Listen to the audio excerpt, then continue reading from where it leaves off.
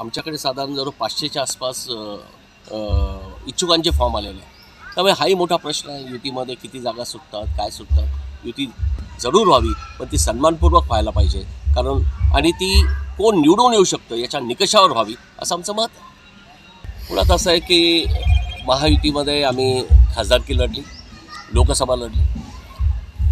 महायुतीमध्ये आपल्याला माहिती आहे की विधानसभा लढली गेली आणि या विधानसभेचं नेतृत्व माननीय एकनाथ शिंदे साहेबांनी पूर्ण महाराष्ट्रभर केलं. त्यामुळे साधारण आता ही तर कार्यकर्त्यांची निवडणूक आहे आणि त्यामुळे आम्हाला असं सांगण्यात आलं आहे की महायुती होण्याची शक्यता आहे. महायुती झाली तर उत्तमच आहे, कारण शेवटी कार्यकर्ते एकमेकांमध्ये कुठेतरी क्लेश तयार होतात.